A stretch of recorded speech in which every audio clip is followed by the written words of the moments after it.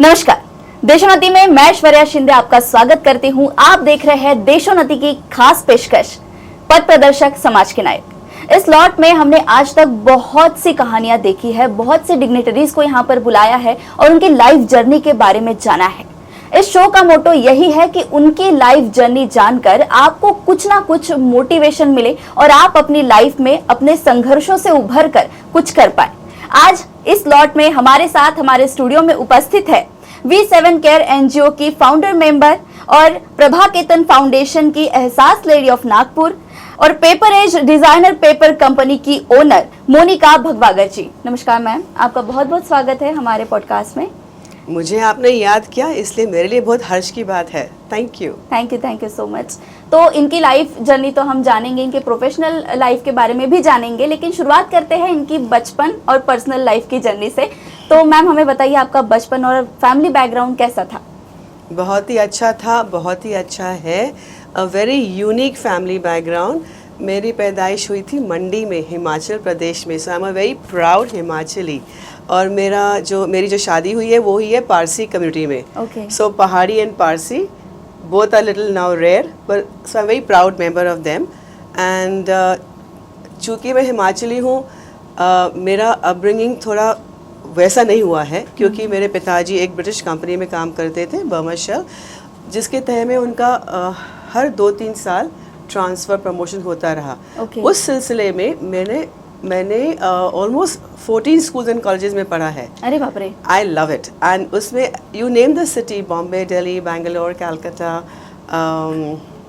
सतना, ऐसी जगह भी पढ़ाई करी है, चेन्नई।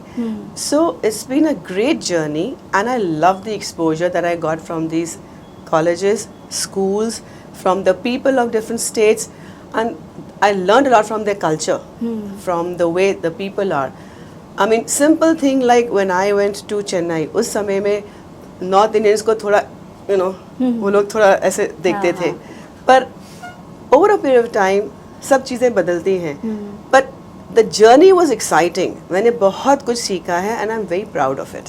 लेकिन आपने अभी बताया कि बहुत जगहों पर ट्रांसफ़र किए गए थे, तो इतने जगहों पर आपके स्कूल बदले हैं, तो उसमें आपको एडजस्ट करने में कुछ तकलीफ नहीं हुई? ये सबसे इंटरेस्टिंग क्वेश्चन है। सारी माएँ यही बोलती थी।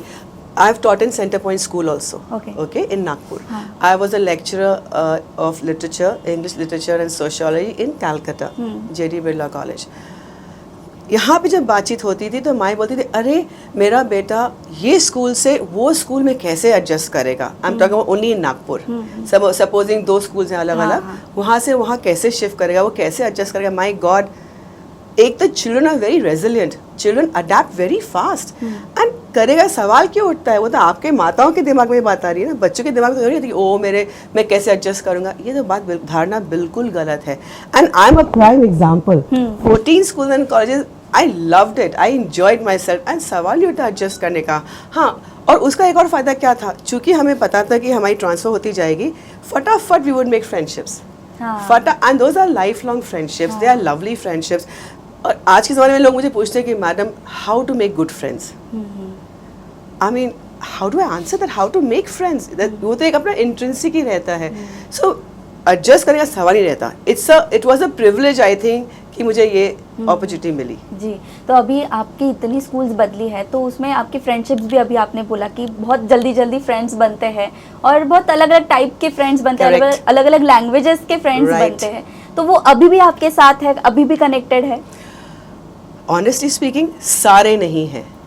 समय के साथ सब अलग अलग शहरों में, अलग अलग कंट्रीज़ में हो गए हैं। उन सबके साथ नहीं हैं अभी, पर थोड़े बहुत हैं जो जिगर के पास है, उनके साथ आई एम इन टच। आपकी कॉलेज लाइफ कैसी थी? ओह माय गॉड, मुझे नागपुर के बारे में बात नहीं करना है, बिकॉज नागपुर के कॉलेज की लाइफ बिल्कुल भी मेरे हिसाब से was not good, because I wanted to have a good education. जिस बैकग्राउंड से हम आते हैं वहाँ पे बिजनेस बैकग्राउंड नहीं था, सर्विस था, तो हमारे ऊपर एजुकेशन का मेन एम्फोसिस था। एंड नागपुर में उस समय में I thought I was given a bad time in Nagpur college. और स्टैंडर्ड वाइज भी, फॉर एग्जांपल मैं इंग्लिश लिटरेचर, मैं कॉलेज का नाम नहीं लेना चाहूँगी, I did have happy moments है, बट मैं यहाँ पे अंडर ग्रेजुएट इंग्लिश लिटरेचर कर रही थी. So we had things like supplementary English, compulsory English, and we had 1 or 2 plays and we had guides. We had official guides in the college.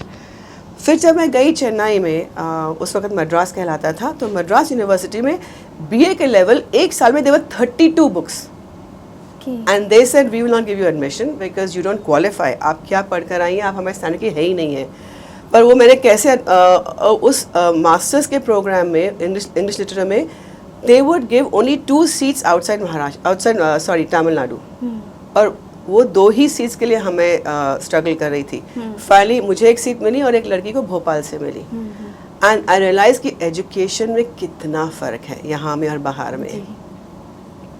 Although there are good schools here, there are good colleges. I mean, there are very good dental colleges. आपके medical colleges बहुत famous हैं, आपके engineering colleges बहुत famous हैं. But at that basic level, I'm talking about 35 years ago से और भी ज़्यादा, 40 years ago की बात कर रही हूँ मैं. So I think, yeah, education is a very important thing, and the change has been terrific. हाँ, लेकिन अभी इतनी जर्नी हो गई, आपकी कॉलेज लाइफ भी हमने सुन ली, लेकिन आपका जो बैकग्राउंड था, आपने बताया कि वो सर्विस वाला था, तो आप बिल्कुल भी जॉब वाली लाइन में तो बिल्कुल भी नहीं गई है. तो ये आपने कब डिसाइड किया? जॉब वाली लाइन में गई हूँ because my father was from a corporate culture background ना. वो सर्विसेज मतलब आर्मी, एयरफोर्स, नेवी में नहीं थे. वो अभी जो भारत पेट्रोलियम है ना, वो उसमें थे. तो I am from a corporate culture background.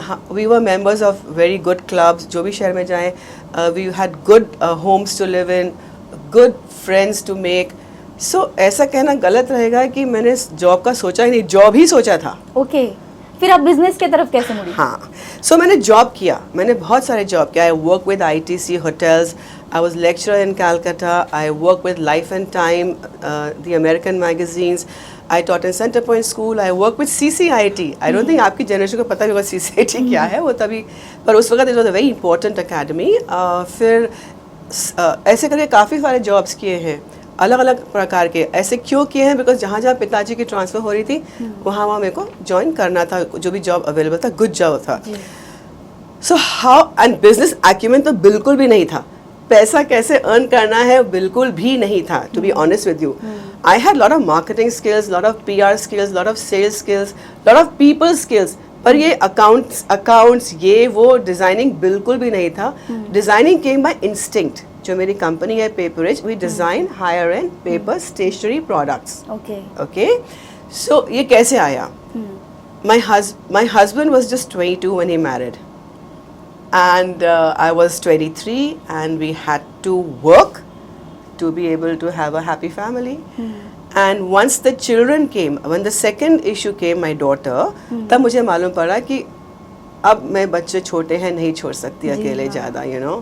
तो फिर मैंने कहा चलो मैं अपना बिजनेस अगर करती हूँ तो मेरे पास अपने हाथ में खुद का समय रहेगा. सो ऑनेस्टली स्पीकिंग वही एक रीज़न था to spend time with the children जब वो बड़े हो रहे हैं, और ये छोटा सा बिजनेस करेंगे. बिकॉज मेरे को आदत नहीं थी किसी से पैसे मांगने के लिए. मेरे लिए मेरा खुद की earning was always very important. जब मेरे हस्बैंड उस वक्त जो फ्रेंड थे, जब नागपुर में रहते थे, हमारे पास पैसा नहीं था कि भाई I should have money to make STD phone calls और टू बाय हिम गिफ्ट्स और to have money for tickets. I used to take ICSE students की इंग्लिश लिटरेचर की tuition classes for 10th standard students, and I should charge them 1000 rupees उस ज़माने में. Okay, so I was comfortable. So पेपरेज इसीलिए पैदा हुआ क्योंकि बच्चे पैदा हुए. अच्छा. So that's the main reason. लेकिन बिजनेस करने के लिए हमें एक टीम चाहिए होती है, तो आपने लोगों को कैसे इकट्ठा किया? That happened just by sheer luck. I was very lucky. I got a great team of workers. और आप मानेंगे नहीं, अभी तक मेरे साथ हैं. ओके, 29 साल से अभी तक मेरे साथ हैं. उनमें से 3 जन हैं जो सीनियर व्यक्ति हैं, वो अभी तक मेरे साथ हैं. बाकी of course young girls come and go, young boys come and go, they get married. पर and I am very very very proud of my company. जिस प्रकार हमने नागपुर में उसको यहाँ से वहाँ बढ़ाया है एंड पैन इंडिया नाम दिया है, so I am very proud of it. Ma'am, हमें प्रभा खेतान फाउंडेशन के बारे में कुछ बताइए. So Prabha Khaitan foundation is based out of Calcutta. Prabha Khaitan ji एक बहुत ही बड़ी लिटरेरी फिगर थी. उनके ग्रैंडसन श्री संदीप भटोरिया ने उनकी मेमोरी में ये बनाया है foundation. And his prime job is to give a platform for performing arts and for literary figures all over the country and abroad. और अब हम बहुत गर्व के साथ कह सकते हैं कि अभी हमारे चैप्टर्स बाहर देश में भी हो गए हैं. And Mr. Bhutoria is very committed to this cause and I'm very proud to be associated to this Prabha Khaitan Foundation because इसमें भी हम बहुत interesting लोगों से मिलते हैं. And it's a great place to be in because you meet not only performing artists, you meet other people who come to जो नागपुर में आते हैं देखने के लिए. वो भी हम I love people. So if I'm meeting new people, I feel happy. हमें आप अपने फाउंडेशन के बारे में बताइए. V7 Care NGO जो है वो किस बेसिस पर काम करता है basically? So to be honest with you, Covid जब हुआ था तो तब हमने काम चालू किया. And we were looking after Tuli catering college था और सदर में जो कॉलेज है हम लोग वहाँ पे काम कर रहे थे. एंड माइग्रेंट वर्कर्स को वहाँ पे शेल्टर दिया था और उनके लिए हम खाना पीना, little bit of yoga, Zumba, वो सब कर रहे थे along with NMC, obviously with their support. And with जब हमने कर लिया तो फिर NMC ने बोला कि हम लोग को आपके साथ काम करना थोड़ा आसान रहेगा if you have a NGO, a registered NGO. It's easier for us to work with you, so why don't you make one? So NGO का भी उसी प्रकार चालन शुरू हुआ. ओके, तो अभी वो किस बेसिस पे काम करता है और कहाँ पर इसके ब्रांचेस है? There are no branches. This only in Nagpur right now. हम यहीं पे charity begins at home. हम अपने घर में ही अच्छा काम कर लें वही काफ़ी है. But I must tell you about जो आप कह रही ना कि सोशल वर्क, क्या मेरे लिए I work little bit with Khusrau Pocha. And I hope आपने उनका सेवा किचन के बारे में नाम सुना होगा, नेकी का पिटारा नाम सुना होगा. I mean it's a very very noble thing that he is doing and I will use this platform to reach out to many people कि अगर आप भी हमारे साथ जुड़ सकते हैं इट विल बी ग्रेट. तो वो भी मेरा सोशल वर्क चैनल, उनके थ्रू ही मैं काम कर रही हूँ. एंड डॉक्टर रवि वानखेड़े के साथ भी बॉडी ऑर्गन डोनेशन, उसके बाद में आऊँगी. सेवा किचन में every Sunday in various hospitals हम लोग मिलके, अब मैं इतना नहीं जा रही हूँ वहाँ पे, बाकी लोग जा रही है टीम, वहाँ जाके 200-250 लोग को संडे को खाना खिलाते हैं. Because these are poor patients, their families who come from outside Nagpur treatment के लिए वहाँ पे, तो उनको खाना नहीं मिलता है संडे को. तो ये खुसरू पोचा ने शुरू किया है. फिर हर एक ICU के बाहर में एक पिटारा रखा है जिसे नाम दिया गया है नेकी का पिटारा. सो उसमें we all take turns and we keep it filled कि उनके लिए पौष्टिक आहार मिले उनको. So that is something very very noble and हम वो सब कर रहे हैं. तो इस ग्रुप में और कौन कौन है आपके साथ? हाँ, so मेरे साथ जो भी बहनें जुड़ रही हैं, जुड़ती जा रही हैं, काम करते जा रहे हैं जी. अब हो सकता है आपके माध्यम और कोई बोले कि भाई I use the social media a lot. काफ़ी लोग बोलते हैं ना कि हाथ, अगर आप डोनेशन कर रहे हैं तो फोटो नहीं लीजिए, अपने आप को प्रमोट मत करिए. I don't believe in that. Khusru पोचा ने फोटो डाली, उसको देख के मैं मोटिवेट हुई and I said I want to do it. ये शो ऑफ नहीं कर रहे हैं, we are not marketing our personal selves that we are donating और we are doing social work. We are doing it because we want to create awareness, we want to push you out of your comfort zone and we want you to join. This is my personal way of looking at it. बाकी लोग को जो criticise करना है वो कर सकते हैं. मैम, आपकी इतनी बड़ी अभी जर्नी रही है, आप इतने बड़े लेवल पे आज काम कर रही है और बहुत जगहों पर आप काम कर रही है, बहुत चीज़ें आप संभाल रही है, घर भी संभाल रही है और बाहर भी संभाल रही है. तो इस पूरी जर्नी में बहुत से अप्स एंड डाउन्स भी आए होंगे. कभी ऐसा भी आपको लगा होगा कि मैं डीमोटिवेट हो रही हूँ, तो वैसी स्थिति में प्रोफेशनली और पर्सनली दोनों भी, तो आपने वैसी स्थिति में खुद को कैसे स्टैंड किया और खुद को कैसे संभाला? मुझे खास इतना कुछ याद नहीं आ रहा है कि ऐसी कोई स्थिति आई कि मैं डिप्रेस हूँ मेरे काम के कारण या कुछ. I have always had a very supportive husband. पर जब मेरे को ये वुमेन एंटरप्रेन्योर के टॉक के लिए लोग बुलाते हैं ना, तब मैं यही बोलती हूँ कि तुम कितनी भी हाई फ्लाई हो जाओ, जब घर पे टेबल पे रोटी ठीक ठाक से गर्म नहीं आती ना, तो फिर सबका बैंड बजता है.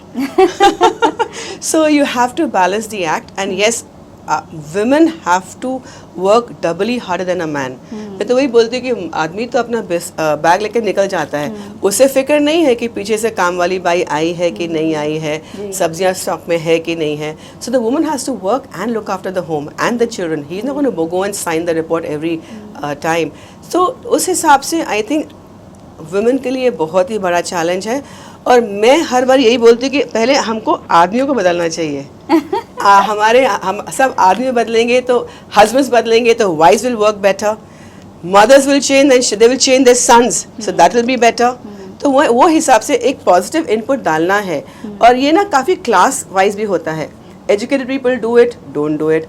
Middle class people do it, don't do it. Lower section तो करते ही नहीं, मतलब male dominated he. I mean like real women entrepreneur बोले ना, वो तो रहती है जो हम जब कहूँगी कि जो हाउसवाइफ रहती हैं, जो बहुत स्ट्रगल करके जो मध्य वर्ग से आती हैं, वो सही वुमेन एंटरप्रेन्योर कहली जाएंगी मेरे हिसाब से, जो ये सब स्ट्रगल लेके भी काम चलाती हैं. कुछ याद आ रहा है, कभी कभी मदर इन लॉ गुस्सा करती थी कि तुम लेट आती हो तो क्या तुम घर निगलेक्ट कर रही हो, और you are neglecting your husband या बच्चे या कुछ. ठीक है, you just move on with it. You take on the positive, see the larger picture, and you keep on working. ये तो मतलब आपसे समझ में आ रहा है कि आपने जितने भी आपको संघर्ष आए होंगे या फिर जितने भी डिफिकल्टीज आपको आए होंगे, आपने उसको सिर्फ पॉजिटिवली ही लिया. Absolutely, कोई चॉइस ही नहीं है जी. अगर आगे बढ़ना है. But basically, I'm not a very depressing kind of I mean depressant. I'm always I love people, I love life. I'm a happy person, and I love meeting more and more new people. So I think that has kept me going. And मेरा जो childhood upbringing था ना, वो बहुत ही solid था. My father always encouraged me to do things, and my mother was never subjugated by my father. तो हम on the exposure of so many schools and colleges, cities and states.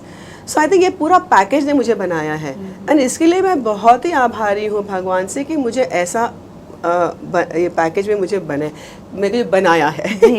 So yeah, so that was it. जी, मेरा next question तो यही था, जिसका जवाब आपने बातों बातों में दे ही दिया है. क्या? मेरा सवाल ये था कि आप अभी आपकी इतनी बड़ी जर्नी है और बाहर कॉम्पिटिशन्स भी बहुत है, ये तो हम जानते हैं, लेकिन इसमें भी आप खुद को अलग कैसे रख पाती है, आपकी पर्सनैलिटी आप अलग कैसे रख पाती है? सबसे पहले आपने बोला ना कंपटीशन बहुत है मेरे बिजनेस में. मैं प्राउडली कह सकती हूँ कि द आर्ट ऑफ गिफ्टिंग पेपरेज ने नागपुर में बहुत ज़्यादा चेंज किया है. पहले क्या बोलते थे कि अरे 101 रुपये शगुन में दे और तुम्हारे लिफाफे को मैं 20 रुपये दूँ, बहुत महंगा है, बहुत महंगा है. 150 रुपये का gift bag, what are you talking about? People have changed over a period of time, the lifestyle choices have changed, the culture has changed, so I'm very proud of it that we have brought about the change. Having said that, जब लोगों ने देखा कि हम इतना काम कर रहे हैं, इतना अच्छा काम कर रहे हैं, बहुत लोग उसमें आ गए हैं अभी. So my pie has become smaller and smaller and smaller. आज हर लेडी घर से यही काम कर रही, जो मैं करती हूँ वही कर रही हैं. कोई कॉपी पेस्ट कर रही हैं मेरे स्टोरी से, या कोई घर में उनको मेरा कोई गिफ्ट बैग आया होगा वो कॉपी कर रही है. तो मेरा जो बिजनेस है वो काफ़ी सिमट रहा है, क्योंकि बाकी लोग बहुत वही बिजनेस कर रहे हैं. तो मेरा यूएसपी क्या है फिर? सो माई यूएसपी, तो मेरे को हर बारी यही है कि भाई I have to keep innovating, I have to keep myself challenge. Upgrading is the right word, कि नए नए डिज़ाइंस करूँ. And it's my service, it's my communication skills, it's my language. So वो फ़ायदा, वो एज सब में नहीं है जी. और एक बहुत बड़ी बात आपने जो कही कि आप सारी चीजों को पॉजिटिवली लेती है. Absolutely, I don't have a choice. Yes. Yes. ये भी एक बहुत अच्छी बात है आप में, जो आपको अलग रखती है. प्रॉब्लम्स सबके पास हैं. मुझे आप एक घर बता दीजिए जिसमें कोई प्रॉब्लम नहीं होगी. हर घर में प्रॉब्लम है. एंड चूंकि मैं इतने लोगों से बातें करती हूँ, मेरे फ्रेंड्स छेड़ते हैं कि मोनिका से बात करो तो उसको, किसी से बात करती तो उसको उनके बारे में सब मालूम पड़ जाता है. Okay. Which is true. I love it because I'm listening. I'm not poking my nose into your personal business, but I am obviously doing something कि आप मुझसे बात करना चाह रही हैं, आप मुझसे बात करना चाह रहे हैं, and मैं सुन रही हूँ.